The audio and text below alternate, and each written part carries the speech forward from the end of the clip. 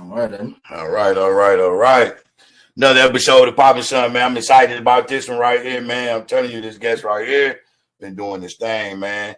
If y'all know about Poppin' Son, first I want to shout out a few of my sponsors. Puffer Red, appreciate you, Red, and Tandra over there at the shoe and clothing store, and Candy Coated Creamery, man, ice cream parlor over there by Eastern Michigan University, ran by my boy Shimawosa. All right, we here, man. Let me tell y'all, man. First off, man, I want to tell y'all, man, let's introduce Asaka the Renegade. What's the deal? So first off, Sock, man, we're gonna hit on this right here, man. Congratulations on everything you done did, man. You know what I mean? You did some things, and I've let people know that you done did it with TPAIN, man, which is pretty sweet, man. And you still got things going, and the ball is rolling. So, can you tell the people, man? So, is it the experience you had working with TPAIN, man? How has it been for you, man? What's this experience been like? How you been taking it all in, bro? Yeah, the experience was, first of all, thank y'all. I appreciate y'all. And thank y'all for having me. Appreciate you, bro. Appreciate you. Yeah, for sure. The experience was fire, man. Like it's one of those things where it's like you kind of, it don't matter how much you imagine it, it don't matter how much you envision how it's gonna go. It's way better, you know, than what you thought it would be. It was just, it was amazing, man. T-Pain cool as hell, man. Like he down to earth, his whole family. Anyway, you know what I'm saying? It was just love the whole time I was down there. And really I'm still on the high, you know what I'm saying? Hey, I was gonna mess with you. It's gonna be, you know, we always try to get some funny segments, but did he buy you a drink? Hey, he did though. That's the he bought the whole club some drink, nigga. Hey, shit, from what I understand, he bought you more than a drink, man. Elaborate on that, man. What you win from, you know, the content? Yeah, he bought me way more than a drink. So I got a mini coupe sitting on Dubs, ironically enough. Huh? This nigga really shipped it all the way to the, you feel me? So that's dope. That's dope. I got that. The whole winnings was surrounded around a single deal. So that's the main thing that I got out of it, aside from the relationship that I built with him, which was, you know. Hey, you know what, Sock? That's the biggest thing. Yeah, that's what I tell Jay. Building relationships. I've been, you know, since we've been going back and forth. Like I said, I always tell people on the podcast, it's all about y'all. We bring it on about y'all.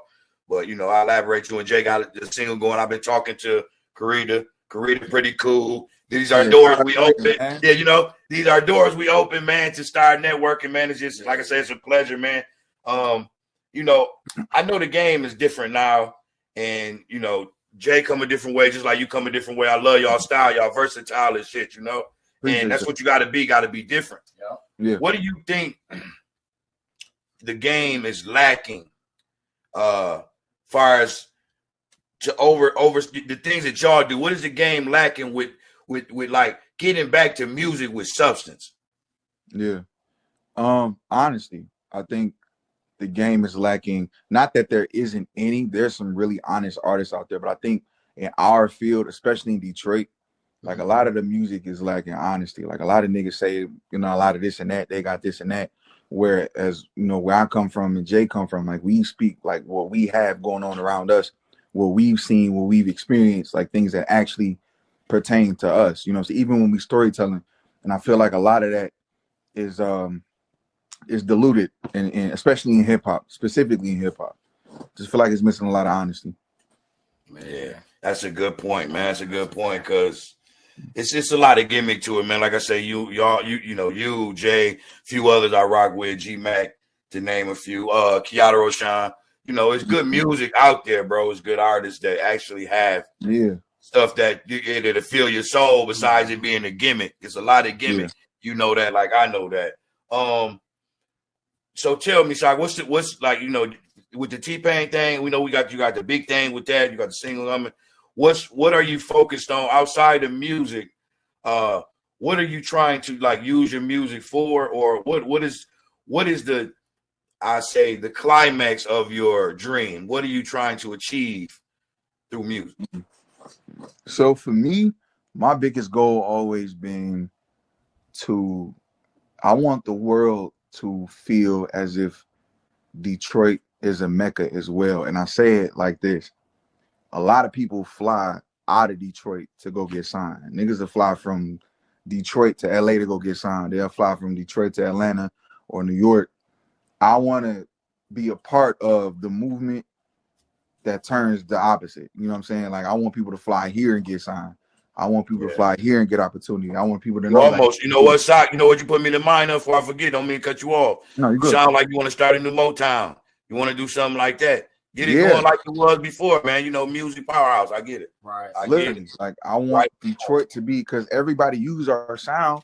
You know what I mean? Everybody utilizes what comes from Detroit, but nobody like stabilizes a hub here. Like, you can come here and get signed to. Yeah, we got Motown, but, and it's no disrespect to Motown. I don't know what they're. No. I'm just. I ain't said too. Let me say it. Let me put it in the right. No disrespect. Go ahead. Yeah.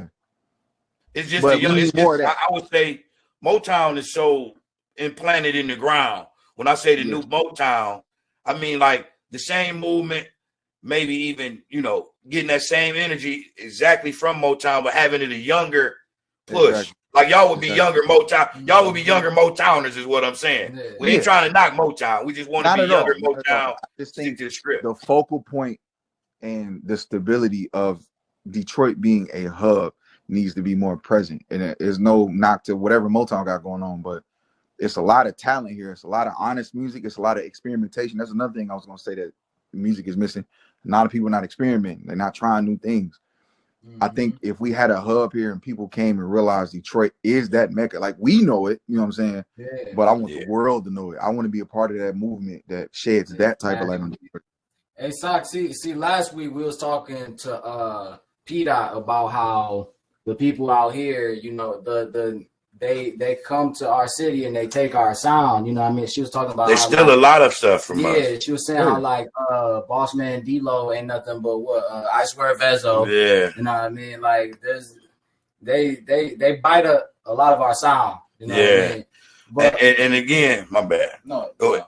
I wanted to say, Sock, with that being said, like what artists, like when you first started and you was like, this is how I want to be, what artist you was most influenced by just right off the rip where you said, I love music, I like how you do it, I take a piece of this and try to mold me? Who do you look at as your inspiration, your biggest?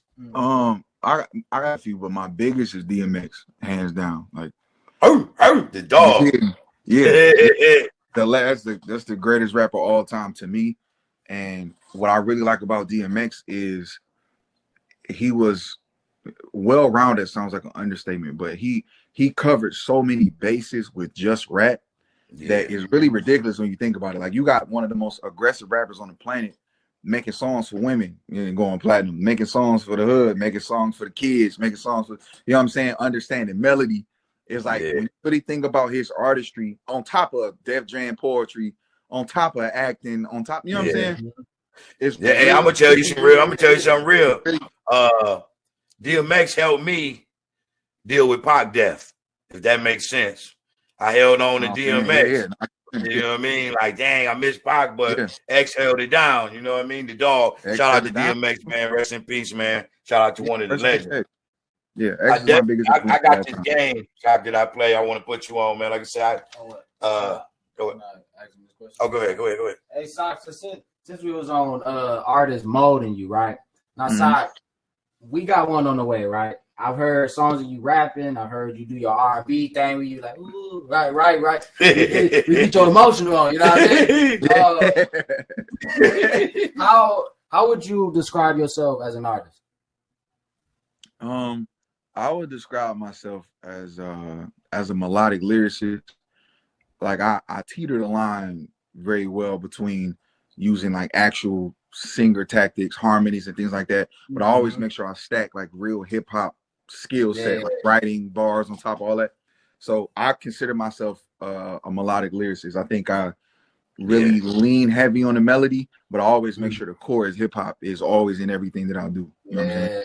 You hit yourself on the nose. I'm telling you, I started rocking with you because I don't know if it was the first. It might be before the second. It was not. Was we at the Pistons game? Yeah, we was at the Pistons game. It was the first time. Yeah, and they came out with the the alley. It was dope. You know what I mean? I appreciate that. So like I got this game I play, man. I be trying to see where everybody heads at, where you at with this. So. It's just an answer and a why. Okay. LeBron or Jordan? Say it one more time. LeBron or Jordan? Brian. Why, man? I know that kind of hurt to say, but why, man? I'm a numbers guy, man. I'm a numbers guy, and personally, I feel like the game is a little bit more difficult right now in terms of when Mike played, and I feel like LeBron is he's done more like numbers wise, but I feel like he's doing that in the type of era of basketball that we watching. To me, like the skill set he's dealing with, to me, it shows improve a little bit more than what Jordan has done. Man, Brian been playing since I've been 10 years old. I'm 45. They been playing a long time. Come on, man. Been playing forever, I'm just saying, but all right. What about this one? Tupac or Biggie? Okay. Pac. There we go. We ain't got to explain why. Yeah, you know what I'm saying? No, I was gonna go tell you guys. Chris Brown or Usher? Chris Brown. Why? I'm going Chris Brown. CB the GOAT, man. Chris Brown has a way of